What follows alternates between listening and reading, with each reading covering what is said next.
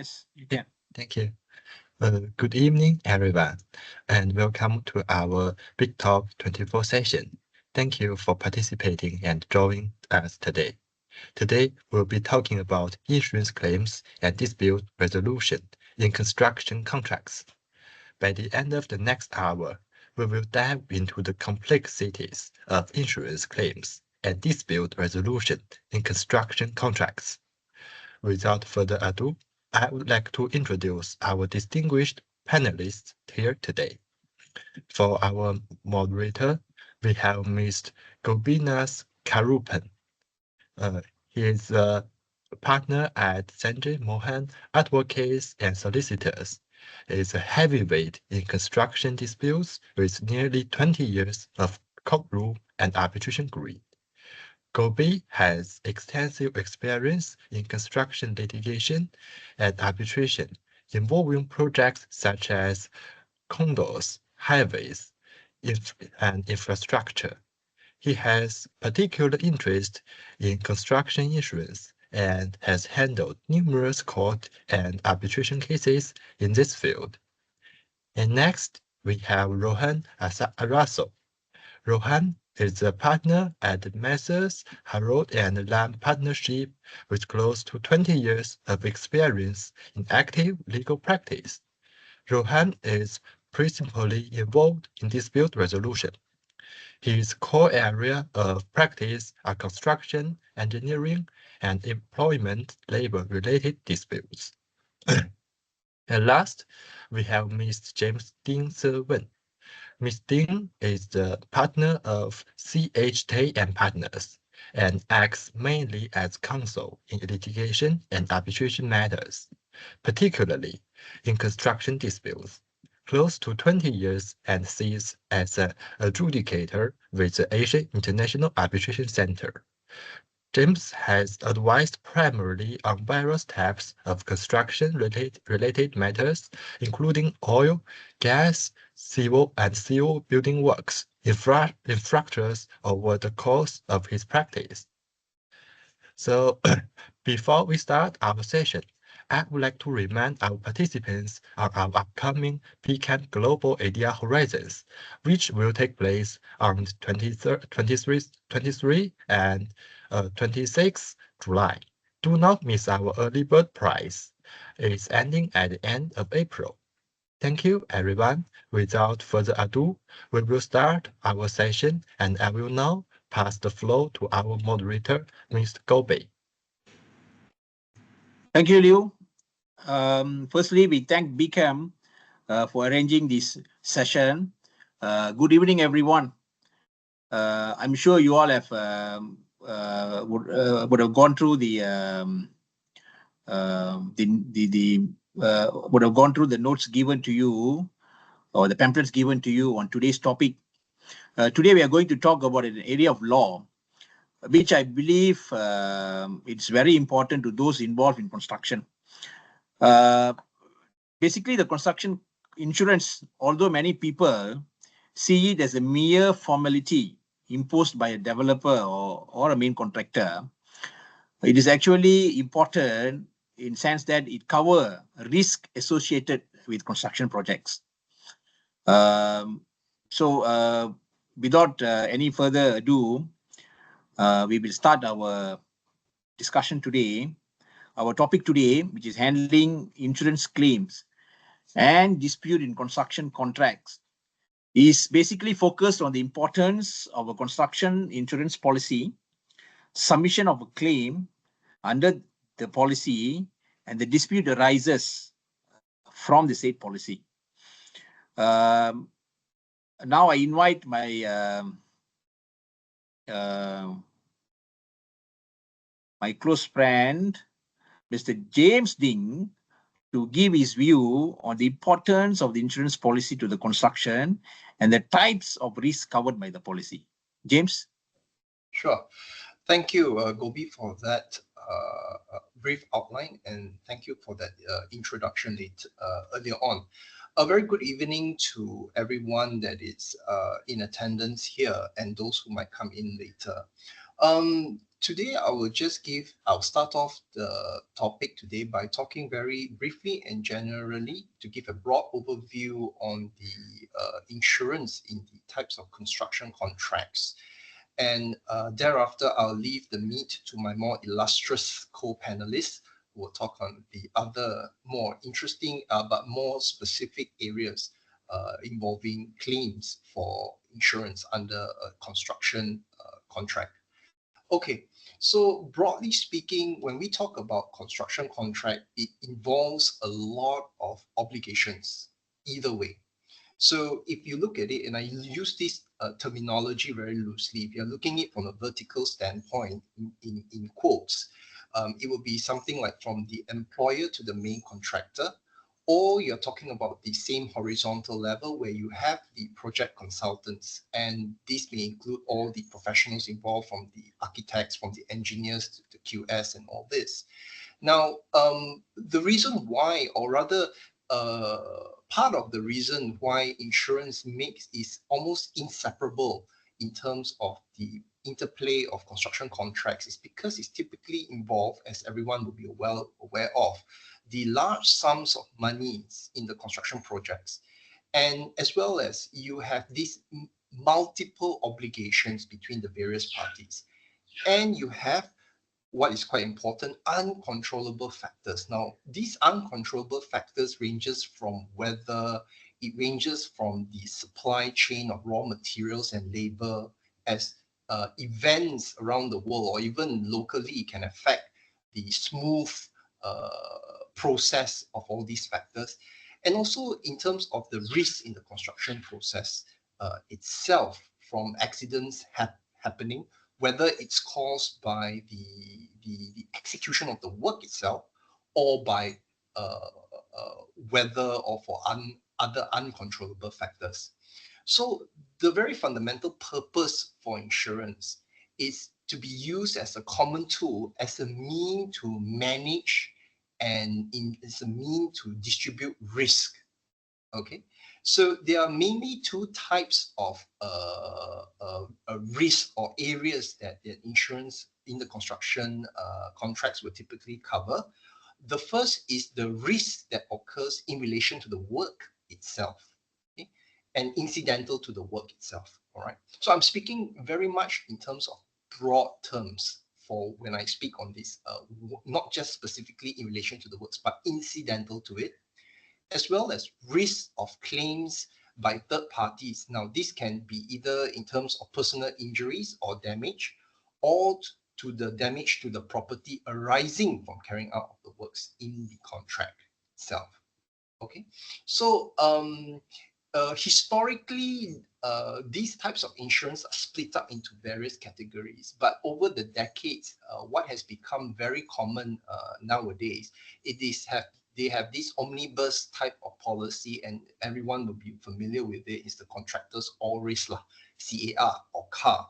So this type of contractors all risk, it's in concept is meant to be like a comprehensive all-in-one insurance policies to cover for various parties in a typical construction project. But the question is it the case? That's the question, is it? So the concept when we hear in terms of contractors all risk appears on the face of it to be covering all sorts of risks.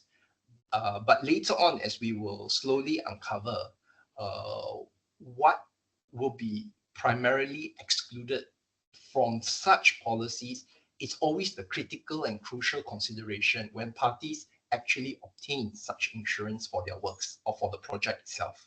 Okay. Now, one of the, or rather the fundamental basis in terms of when it comes to contract, when we interpret, when we read the contract, is the wordings and the terms used. And this applies equally in terms of any insurance policy that the party obtains. Now, fundamentally, it boils down to that. If everything else is forgotten, I humbly suggest that what the policy expressly says is the critical factor in terms of what the policy covers and excludes. Fundamentally, that's it is. So There are a lot of these case law from the Commonwealth and in Malaysia that when they deal with this issue of claims of insurance specifically under a construction related matter or construction project or construction contract, the courts will typically approach it in a fashion that they will look at what the terms say first and apply that kind of like a legal reasoning and interpretation to it to determine whether the claim succeeds, is allowed, or is dismissed. So there are cases, too many to mention, whereby some are allowed, some are dismissed, and for various reasons as well that later on will be discussed on. All right. But generally speaking, and coming back to the point, the terminology and the phrases used in the insurance policy plays a critical role in it. All right. And in terms of what I want to share is perhaps an early case of this case called Petrofina UK Limited against Magna Load. It's a 1984 case. Now, the case has two principles in terms of what I want to say. The first, again, is what I mentioned, that the wordings of the policy remains critical, and as well as the situation whereby can the defendant who is also similarly insured under the same policy for the same project, can they be held to contribute? Now, what happened in this case was simply the main contractor took out the contractor's all risk, and Section 1 stated that the insurers agreed to the insured against all loss and damage to the property. Now, insured here is defined as four parties: the main contractor, the subcontractor, the company that owns the refinery, it's a involving a refinery, and the fourth one who has a lease over the refinery. So these are the four insured under the policy. And the main contractor then engaged the subcontractor for heavy lifting operations, and the subcontractor in turn engaged two defendants, and the defendants are to supply the specialist heavy lifting equipment and services. Okay, so what was carried out? Now, what happened was that during the dismantling process by the defendants, which is the subcontractors, the two defendants that were engaged by the subcontractors, the gantry became displaced. Basically, the gantry fell and it caused much damage to the work in progress. So what happened here was that the company that actually owned the refinery made a claim against the insurers under the contractor's all risk, and that was settled. So the insurers paid off the owner of the refinery. And then what happened is that the insurance then brought a claim in the name of the owners against the defendants to claiming damages for negligence. Now, the thing is, the defendants were also insured under the same policy separately and for the same project. And basically what the court held that was that ultimately it depends primarily on the wording of the policy. In this case, it was clearly that the defendants were insured. It covers that type of losses. And the second thing is that the court held that since the defendants were fully insured under the same policy in respect of the same property, the insurers could not exercise a right of subrogation as the insurers were inseparably connected to the same property. So that made it impossible. Okay? And the court says that that's kind of like circular reasoning in that sense. Okay? So that is fundamentally, in broad terms, what I want to capture in terms of setting out the tone for today's topic. And that is, it is very important in what the terms of the insurance policy says. All right. Insofar as the standard forms of contract that is used in Malaysia here that covers the type of insurance. James, sorry, before you go to address the standard form of contract, I just want to add here. I think what normally will happen, as James has pointed out, James says it's very important to see whether your claims, what type of damage will be allowed. It depends on the depends on the wording of the policy. So just to share my view to the participants today, usually the issue on the interpretation will come into a place when any of the claim is rejected. Okay, that sometimes will be very late for a claimant to realize that whether his damage or claim is covered by the policy. So my advice or my suggestion would be that before you signed off the policy, please check with your department who handles insurance claim, or with any of the lawyer or your solicitors, to find out whether the policy that you are going to take up covers the damages that you anticipate to be taken place in future, or whether the policy covers the damage which can result in your work, which can result or which can happen in the construction of your work. So that's very important. So you find out first what damages are coverable under the policy before you signed off on the policy. That's very important. Yes, I totally agree with that, Gobi, and therein lies also this. I won't say it's a conundrum, but when everybody reads contractor all risk insurance policy, the title itself. So if you are looking at it from the title itself, contractors all risk, one would easily just say, all risk lah, that kind of approach.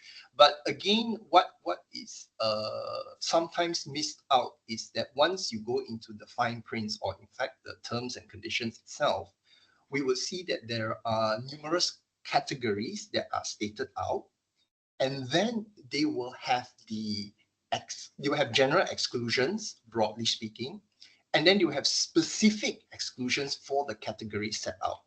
So what Gobi, I totally agree, and the audience here should take note, is that when sometimes parties get into this, or when the legal department gets into it, they say, contractor all risk, so we're covered lah.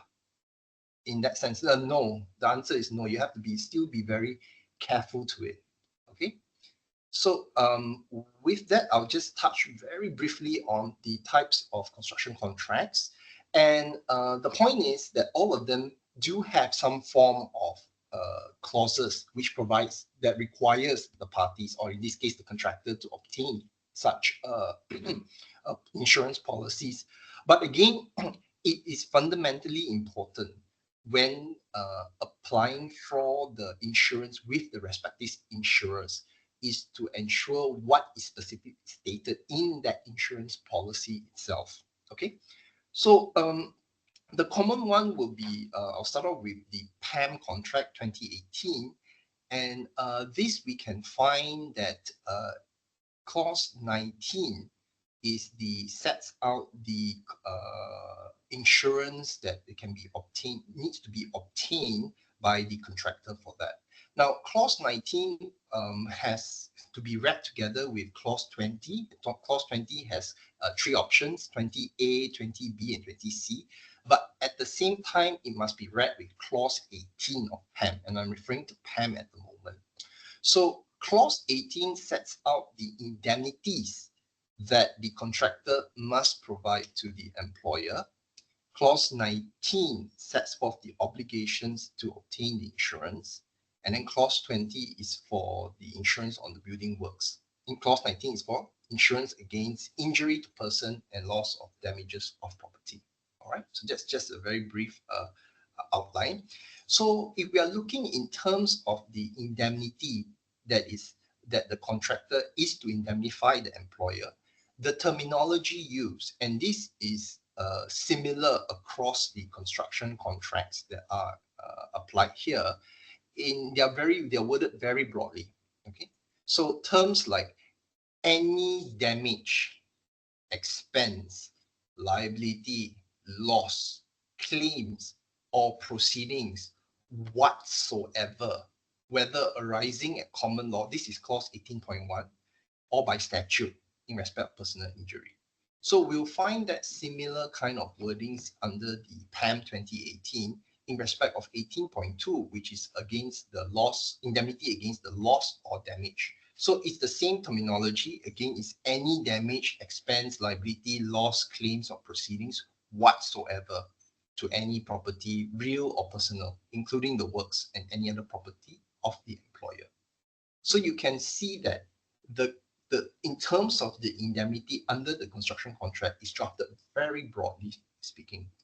Now, clause 18 is indemnity against claims by workmen, and the topic on the compensation and the claims for workmen will be covered under one of my co-panelists later on today in terms of the specific issues. So, recapping, clause 18 are the indemnities that the contractor is required to indemnify the employer. Clause 19 imposes the responsibility on the contractor to take out and maintain insurers to cover the indemnities under clause 18. And for PAM, they have an additional requirement that's in terms of endorsement. This is under clause 19, 1A until D in that sense. So when applying to this or when adopting the PAM contract, all these very fine and detailed requirements, all parties should be aware of them. And it's always advisable and prudent to obtain advice in terms of like complying with all these requirements, because it is a conditional precedent at the end of the day in terms of insurance. Now, I'll just touch briefly upon the clause 20. It provides three options. 20A is when the contractor takes out a policy in joint names to cover all risks in respect of the works and buildings. This is the most commonly used option. 20B is where the employer is the one that takes out the policy to cover all this. So, and 20C is cover both types of insurance, existing building or extension in respect of works, new building to be taken out in joinings by the employer. Again, seldom used. So most of the time it's the contractor that takes out the policy for that. Now, when we look at other standard forms of contract in terms of the AIAC 2019, yes, they do have that requirement for insurance policies to be taken out in under clause 19. Now, they are very similar to PAM 2018, but they are not identical in wording. All right. Under the Public Works Department or PWD 203A, that we can find under clause 15.1. And there are a few other forms of contract that I'll mention, like the FIDIC rate book. There is, so it's under clause 19.2.4. And that will be the insurance to be in joint names of the contractor and the employer only. All right. And you have the CIDB 2000, and that will be under clause 36.1. Now, basically, for all these, in terms of their differences, it's important, again, to emphasize that it is for the parties to determine what sort of risk that they will be facing in a particular project. So every project is different, and parties themselves are responsible to determine the risk that they will be facing, the projected risk, and as well as to obtain the necessary insurance to cover that risk. That responsibility is on the parties themselves. So, and it's also important, and I mentioned this earlier on, in fact, after what Gobi has outlined in terms of looking at it, is to pay attention very closely to the kind of general exclusions that the respective insurance policy has. And secondly, for the specific categories that they are covering, to the specific exclusion clauses that are for those specific categories. So those are very important. So at the end of the day, is a contractor all risk insurance policy covering all risk? Well, in my humble view, I think the contractor all risk terminology is a bit misleading. So that I conclude in terms of setting out, and that's what I want to say in terms of the overview. Thank you. Thanks, James. Just to add on this, you have explained very well clauses, the construction contract, which requires the insurance to be obtained, right, under PAM contract and the other standard form of contract. Now, it looks like the requirement sounds like from the PAM contract that you have read to us, looks like the obligation is to obtain a complete coverage, right? But now, normally we will see where the insurance policy has various exclusion clauses, Yes. right? So how you see this? Which one will take precedence? Which one will take binding effect? Can a contractor says to the insurer that I was obliged to take a policy under the PAM contract, for example, to cover every losses, right? And with that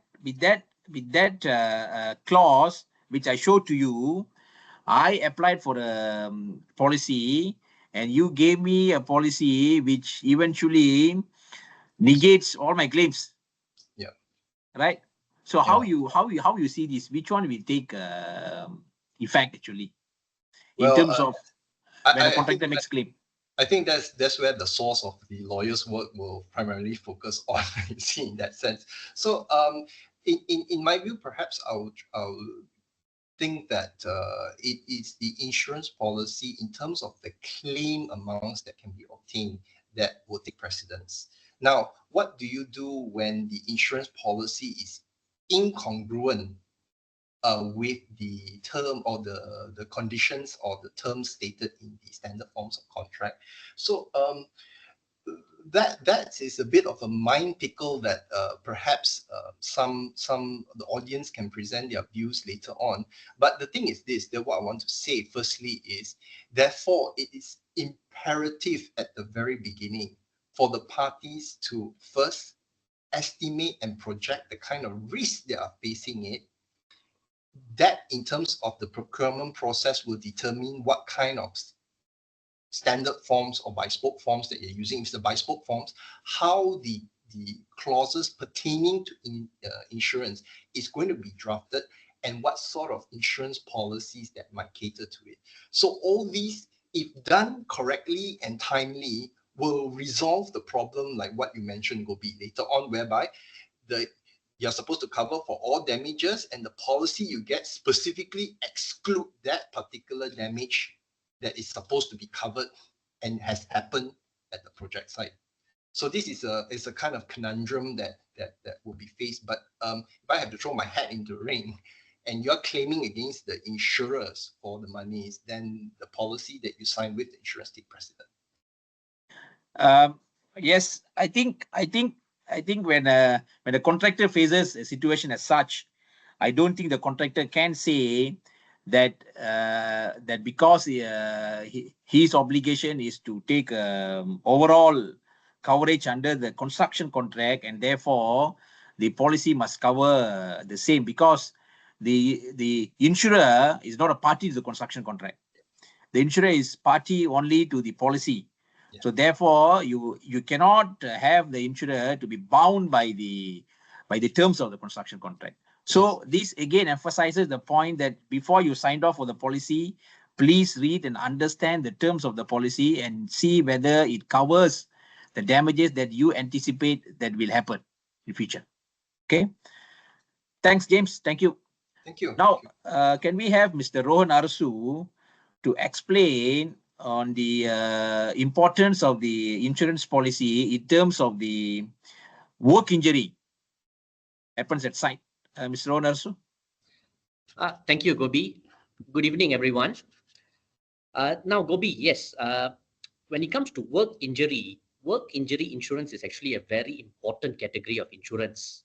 Okay, work injury insurance covers injuries suffered by employees due to accident at the workplace or occupational hazards at the workplace. And when it comes to construction projects are generally considered high risk because they involve heavy machinery, they involve workers working at heights, especially for high-rise constructions. There is a serious exposure to hazardous materials. We also have, we face unpredictable site conditions, which can all contribute to workplace injuries. And it is also not uncommon for accidents to happen at project sites, construction project sites. So when it comes to construction projects, construction contracts, it is very important for work injury insurance to be procured for employees or for workers employed under a construction contract or for a construction project. And in Malaysia, we actually have a legislative framework which covers work injury insurance or work injury protection, and that is our Employees Social Security Act 1969, or better known as SOCSO. And just for our listeners from Sabah and Sarawak, SOCSO applies throughout Malaysia, including Sabah and Sarawak. So through SOCSO, financial protection is actually offered or provided to employees who suffer work-related injuries or even illnesses. And contribution to SOCSO is actually mandatory for all employers. Employers are required to contribute to SOCSO to ensure that their employees are covered for any medical expenses that they incur due to workplace injuries, or in the event any workers suffer disabilities, be it temporary or permanent. This SOCSO fund will cover all related expenses that are to be incurred by such employees. And the SOCSO fund will also help employees, cover any expenses related to rehabilitation programs, and also, offer such benefits so as to ensure that these workers can actually return to work as soon as possible after undergoing their medical treatment or undergoing rehabilitation programs. And under the SOCSO Act, if employers fail to contribute to SOCSO, fines can be imposed, and in more serious situations, even imprisonment can be imposed on the directors of the company. Then apart from SOCSO, we also have OSHA, or what is known as the Occupational Safety and Health Act 1994. In recent times, there's been a lot of emphasis on OSHA, especially in the construction industry. Like I mentioned earlier, the construction industry, construction projects are fraught with risk, and it is not uncommon for accidents or workplace injuries to happen. So there's been a lot of emphasis on OSHA. And in fact, there were some amendments that came into force effective from 1st June 2024. With this amendment, OSHA actually applies across Malaysia, including Sabah and Sarawak, and it applies to all workplaces. And under OSHA, employers or owners of projects have a duty to ensure the safety, health, and welfare of the employees at the workplace. And when it comes to construction projects, risk assessment needs to be carried out. Measures need to be implemented to mitigate any hazards that have been identified at the workplace, and also to ensure that safety and training are provided for the employees, for the workers, to ensure that accidents are avoided, workplace injuries are avoided. And similar to SOCSO, fines and even imprisonment can be imposed for breaches of the Act. So these are the two main legislative frameworks. Of course, in terms of financial protection, it is SOCSO. And apart from SOCSO, private insurers in Malaysia also offer workmen compensation insurance. So employers can procure workmen compensation insurance for their employees, and this insurance is designed to cover for workplace related accidents or injuries, or any illnesses suffered by employees or workers due to occupational hazards at the workplace. Rohan, is that you just mentioned about workmen's compensation insurance? Yep. First, is SOCSO applicable to a foreign worker? Yes, yes. Huh? SOXO now applies across the board to all workers, irrespective of whether they are local or foreign workers. Okay. And, And then, under as our such, SOXO, yeah, as such, the workman's compensation insurance also must be taken for all employees, including foreign workers. yes, Right? correct. Because SOXO now has this employment insurance scheme. Previously, we had the Workmen's Compensation Act 1952 in Malaysia, but that has been repealed, and it has been repealed so that work injury insurance can be harmonized under the under SOXO. So under SOXO, you can procure this workman compensation insurance, and yes, it covers foreign workers as well. Thank you. Now, Rohan, I'm going into an important area now. Yep.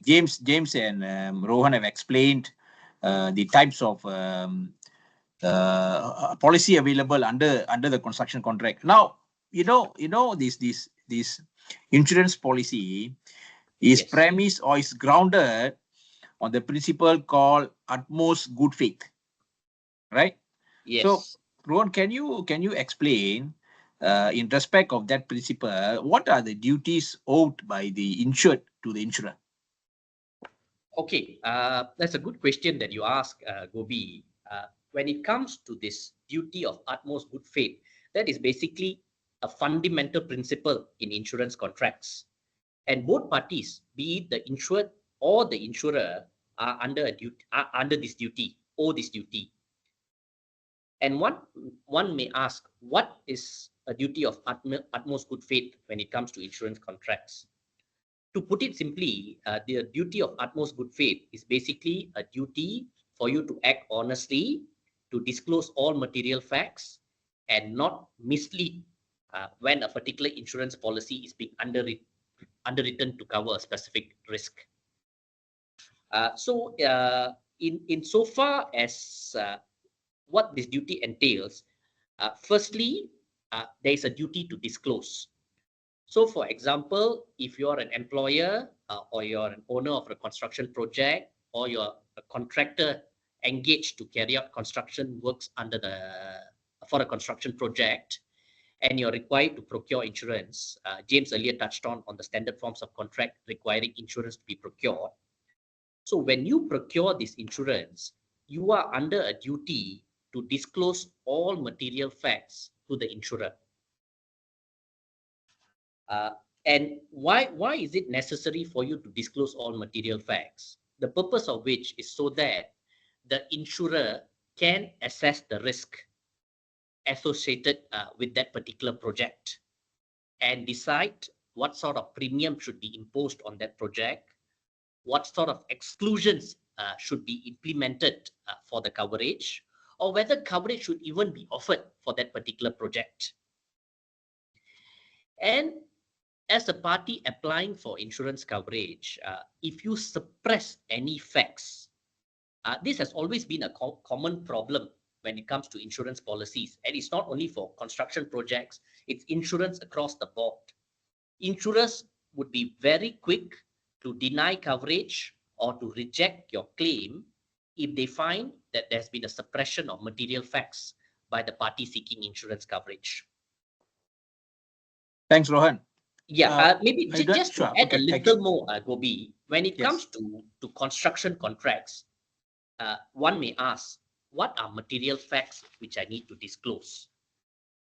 So when it comes to construction contracts or construction projects, the type of material facts or the facts that you should disclose to the insurer would be, facts such as the type of construction that is involved, the scope of the works, the details of the contracting parties, their financial position, their track record, their expertise, their experience, what is the value of the contract involved, the nature of the site conditions. Is the site fraught with risk? Is it a high-risk project site? What are the construction methods that you intend to apply for the works? And then insurers would also want to know whether, there were any prior claims made or losses suffered in relation to that project, whether there's any pending litigation relating to that project, whether there are any other existing insurance policies, etc. So these are some of the material facts that one would need to disclose to enable the insurer to assess the risk and to decide on the coverage to be provided for that particular project. Thanks, Rohan. I'm sure you would have gone through a lot of insurance policy, especially involving the construction and engineering project. And people always talk about condition precedent, compliance of condition precedent, of some of the terms of the policy to be entitled to make a claim. Okay, and one of the condition precedent that I can remember or usually relied on by the insurer is the notification requirements. Yes. Right? Can you explain on that, Rohan? What is the notification requirement? How that, why that is important in terms of making a claim under the policy? Okay, sure. Now, you have an insurance policy. You have already procured an insurance policy. Unfortunately, you have suffered a loss at your project site or a damage. Say, for example, a retaining wall has collapsed, resulting in losses. You have an insurance covering such losses. So you want to now claim under the insurance policy. So how do you trigger a claim? Your first task is to notify the insurer. All insurance policies would have a clause requiring the insured party to notify the insurer of an occurrence of an event that may trigger the insurance policy. So you will first have to notify your insurer of the occurrence and that you wish to pursue a claim under the insurance contract.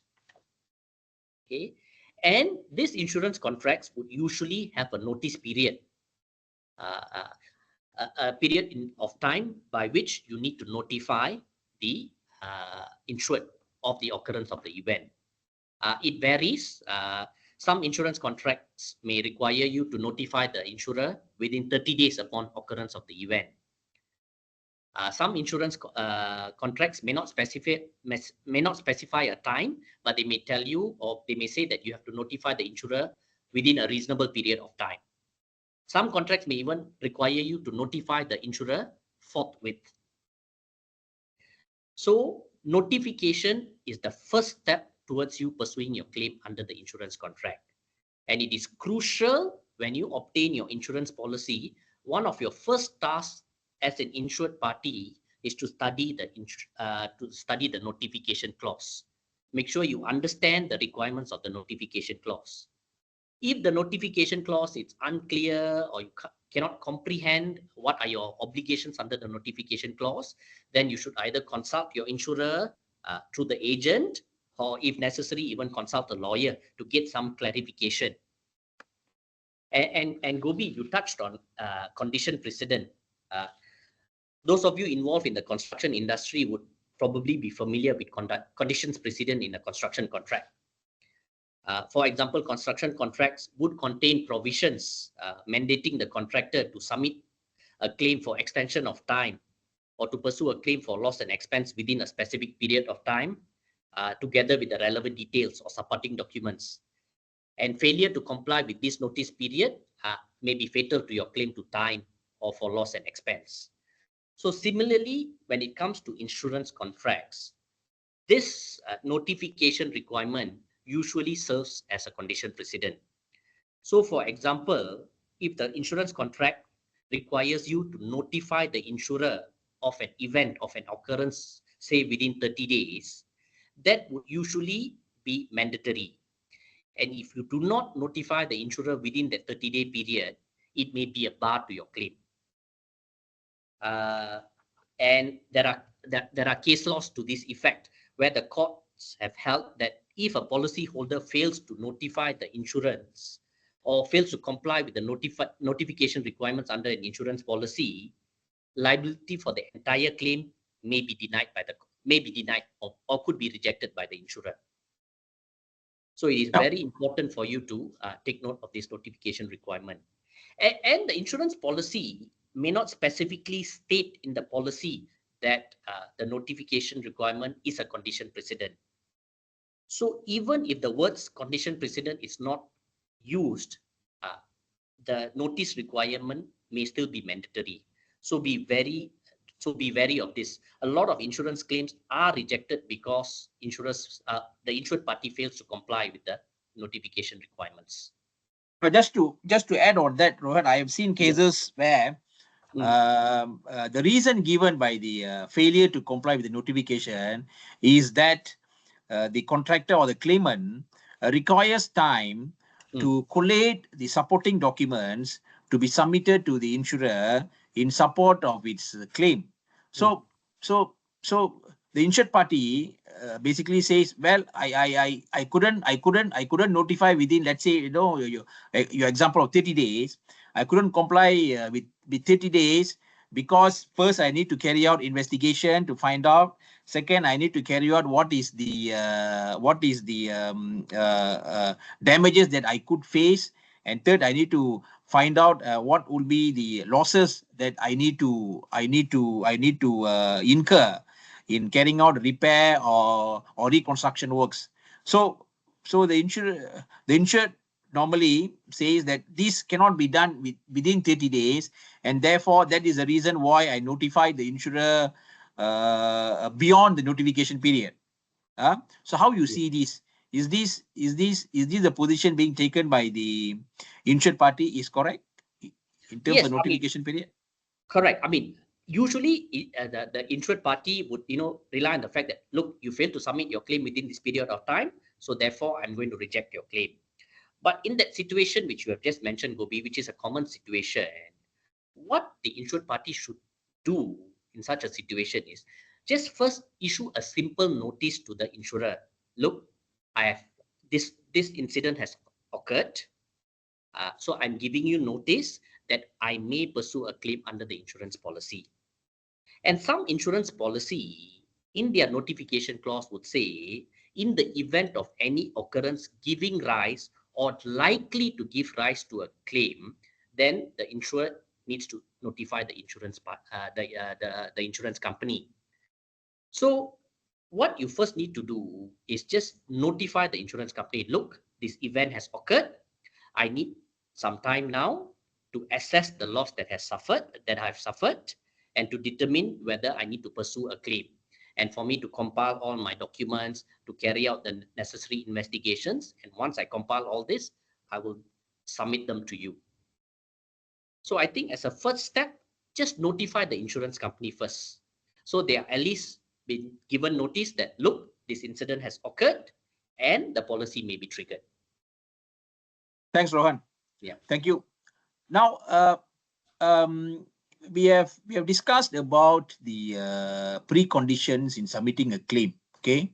Now, in terms after the submission of claim, okay, or in preparing the claim, I think it's important to see, as Rohan has emphasized, whether full disclosure has been made by the claimant.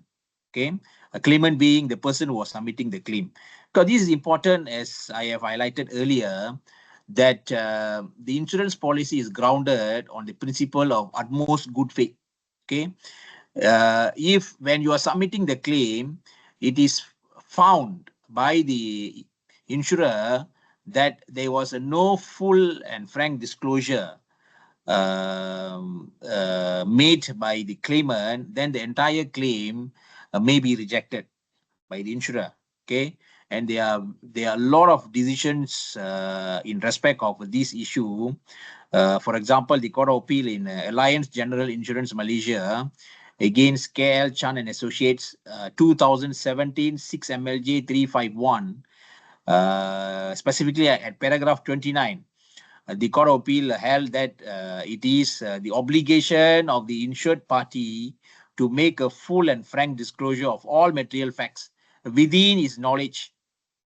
Okay, so if you fails to make a disclosure of a material fact, thinking that it may jeopardize your claim, then your entire claim might be rejected by the insurer, and that can be upheld by the court as well. Okay, same goes to element of misrepresentation. Okay, so when you're submitting your claim, make sure the facts has been checked twice or 3 times or many times as possible, so that you don't submit details which are incorrect, okay, when you're submitting your claim, right? So those are the things that you must take into account. And I think there is a decision also in the federal court which is quite interesting. The federal court decision in Weheng Global Trade Sdn Bhd against M General Insurance Berhad. It's a 2020 decision. Marina, this is quite interesting case. In this case, what happened is that the claimant submitted its claim under the policy. Some portion of the claim were supported by documents, were genuine, right? And the other portion of the claim is not supported by document, or there are some fraud involved in preparing those claims. Okay, so one portion was validly prepared, the other portion, let's say, was fraudulently prepared. Okay, so the court found that because the insurance policy is grounded on the utmost good faith, me fide, that's the Latin word, then even though one part of the claim was done properly, because the other part of the claim was done fraudulently, the entire claim has to be rejected. So therefore, it is very important to give priority or emphasizes when you are making a claim to exclude any facts which you don't know or which you haven't checked. Check your facts first before you submit your claim. Okay. Now, let's talk about situation assuming you have done everything properly, you have submitted your claim properly, and the construction and the insurer approves your claim. Okay, I don't know whether any of the attendees today are from the insurance company. You may ask, if when I approve the claim, I pay to the claimant, what is your recourse? How you can recover the money back, right? So that is what we call a principle of subrogation. Okay, that occurs in the event that the insurance company pays off the claimant because of a default of third party. Okay, for example, as Rowan pointed out, collapse of retaining wall. Okay, so let's say a retaining wall collapses. The contractor makes a claim to the insurance company, and the insurance company, after investigation, pays off the contractor. And during investigation, it was found the retaining wall collapsed because of a drawing made by an engineer, by a consultant. Okay, so what the insurance company can do is the insurance company can sue the engineer for the money that the insurance company has paid to the claimant. Okay, so that is called subrogation. So the insurance company, in fact, takes a position as the insurer, as the insured party in taking action against the consultant. So in that way, the insurance company will be able to recover their losses in the event they approve the claim submitted by the claimant, right? So that is the best scenario wherein your claim allowed, and then the insurance company also recovers losses. Now, what will happen in the event your claim is rejected? Okay, when a claimant submits his claim to the insurance company, assume the insurance company rejected the claims. Okay, they will notify by way of letter or notice that your claim is rejected. Okay, in that sense, what the claimant should do, this is very important. Okay, as I said, always the claimant will consult lawyer at a very late stage. Okay, when they want to file a claim. Okay, my advice is you should consult your legal department or external lawyer immediately when your claim is rejected. Okay, and why that is important? For these reasons. First, you must analyze the grounds of rejection. Okay, normally when the insurance company rejects your claim, they will give the grounds why they've rejected. you must then see whether these grounds are justifiable grounds. Okay. And how you can see that? You only can see that by comparing these grounds with your policy. Okay, so you must compare the grounds given by the insurance company and go and see the terms of your insurance policy and see whether what the insurance company saying is correct. So if you don't understand the terms of the policy, it's best for you to take advice from your legal department or from the external lawyers. Okay, that's why I said always liaise with your legal department or external lawyers as early as possible. Okay, to find out whether the grounds are justifiable. Okay. Second, you also need to then liaise with the insurer, with the insurance company for an explanation given for the grounds. Okay. This is sometimes important. You know why? Because I have seen many cases where the insurer rejected a claim as a result of some missing information or document. Okay. And if you don't make that inquiry to the insurance company, you may not know what are the documents or information that the insurance company require to approve your claim. So liaise with them, because you may have the information, you may have the documents in support. Okay, so that can be submitted after you make inquiry from them. Then they will reassess your claim, and then they will decide whether can approve your claim or not. That is step number 2, right? And finally, after you have submitted your claims properly, assuming you have put in all your supporting documents, and still the insurance company rejects, you then have to consult your lawyers, your external or your legal department to get an idea whether there is any basis in the claim or in the rejection of the claim. Okay. Thereafter, you start to collate your evidence. This is where you're preparing for the war. Okay. You have to go to court and fight against the insurance company in the event your claim is rejected. And assuming you have submitted all your claims, all your supporting documents, you have given every material fact still rejected, then you collate evidence and the relevant documents such as the incident report. There would have been some investigation conducted at site. You probably would have prepared a report, incident report, pictures, correspondence, evidence of damage incurred such as purchase of materials or repair costs, everything. Collate all these documents, be ready. Then issue a letter to the insurer explaining why the rejection is invalid. Okay. And when you are issuing a letter to the insurance company challenging the rejection, you have to refer to particular clauses of the policy which covers your losses and attach the supporting documents. Okay. And give the insurer time to revert with your claim. If again they fails to revert with your claim in accordance with the time given, or they still maintain their rejection, then you have no choice, then go to court or arbitration depending on the construction contract that you have. Okay. So this is how I think we have explained to you briefly, as easy as possible, or how the insurance policy works in terms of construction contract, right? Any question from the attendees? Yes, there's actually a question from the attendees. May I read it out? Yes, Ken. Thank you. So, attendee asks that, good evening. Normally, most construction sites are in areas not accessible to the public, which is the exception clause for most insurance policies.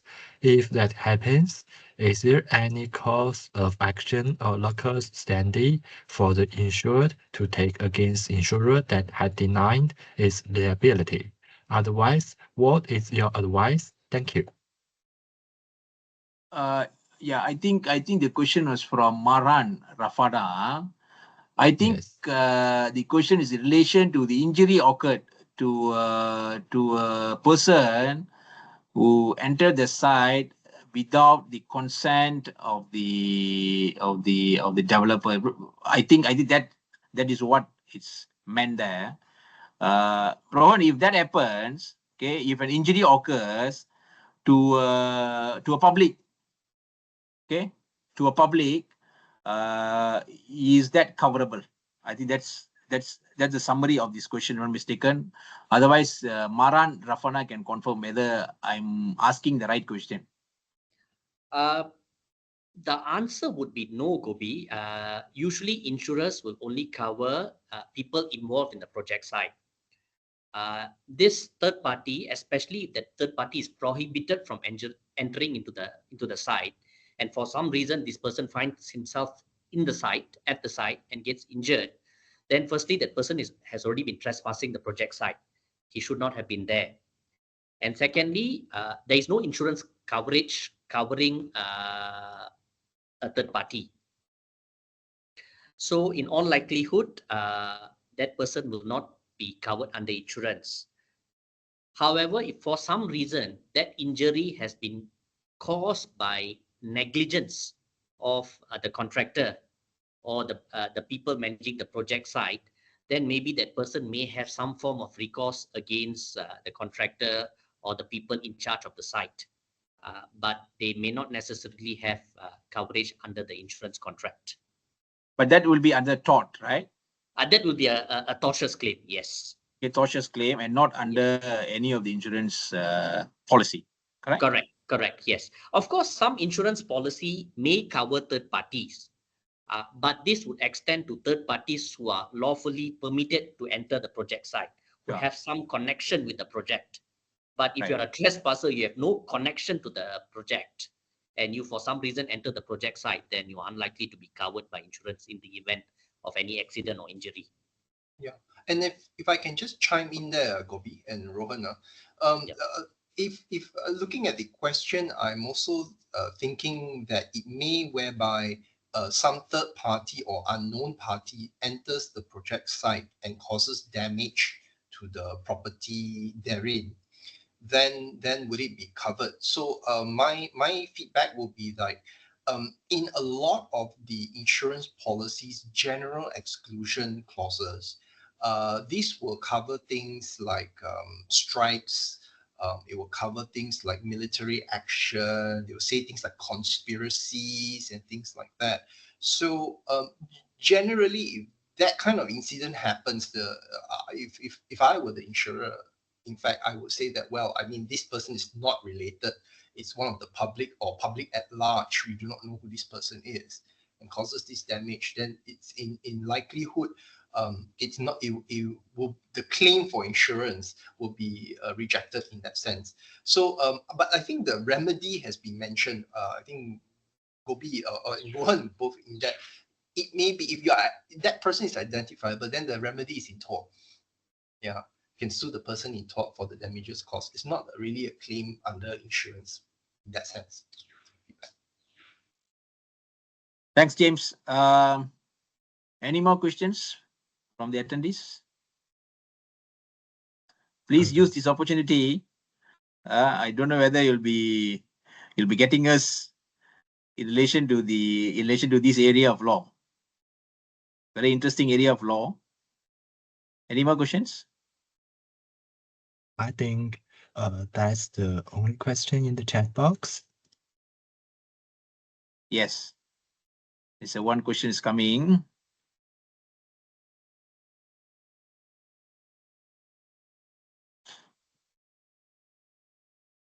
So if any of the attendees has any question to us or want to contact us, you may get our information or details from the host, and then we'll be happy to answer your questions.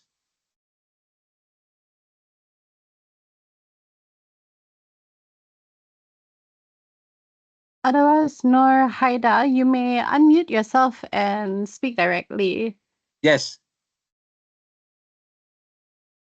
If you need time to type, don't worry, you can speak to us.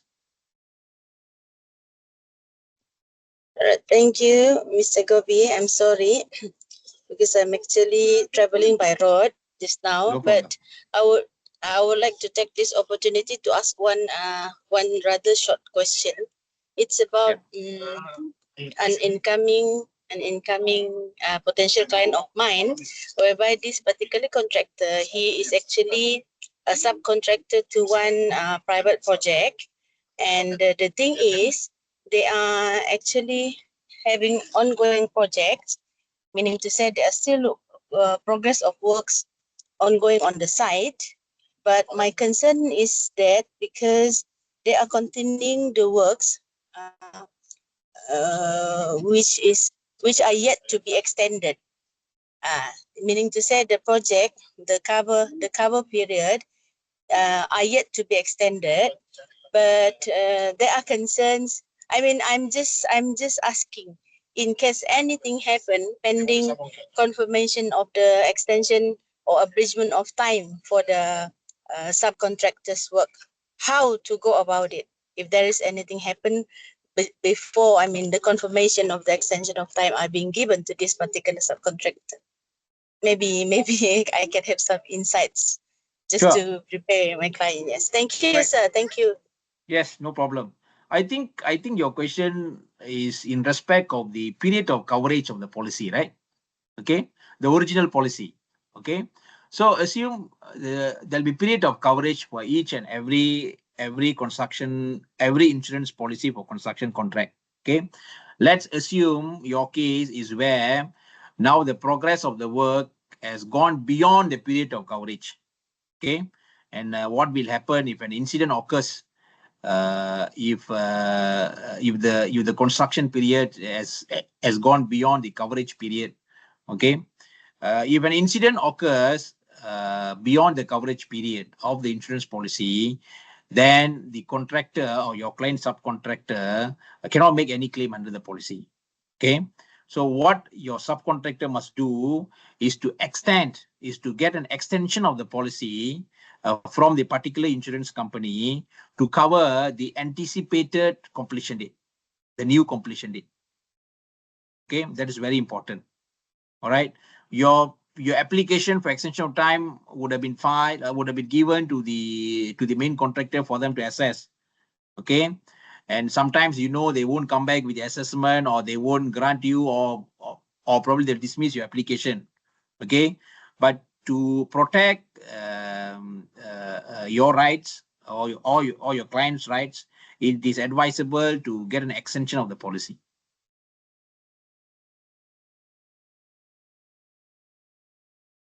Ms. Noraida, I hope I have answered your question.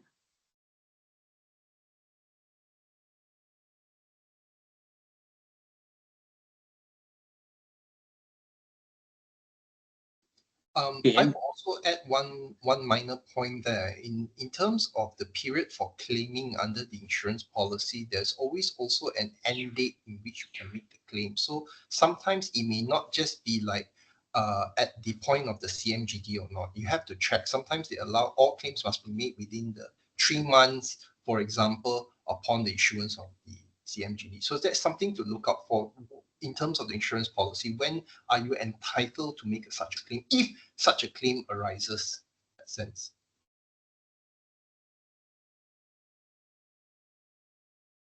Yes. Any more questions?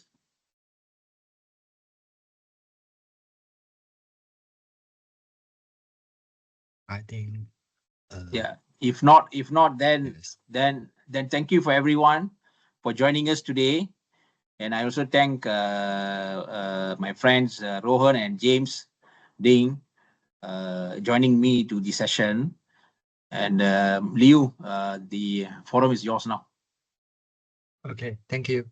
So thank you all. To wrap up, our remarkable speakers, James, Rohan, and Gobi, your deep dives into insurance loopholes, the adjudication tactics, and real-world arbitration simulations didn't just share knowledge. They armed every participant here with actionable tools to transform risk into resilience. To our attendees, thank you for joining in this session. All of your questions make our sessions better. And again, before the end of our session, I would like to remind our participants to look our upcoming PCAP Global ADR Global Horizons, which really amazing event to look forward to. That's all for our today's sessions. BicTok 24. Thank you all. Thank you. Thank you, all. Liu. Thank Thank you, you all. everyone. Thank you. See you all. Thank you. Bye. Bye. Bye. Thank you.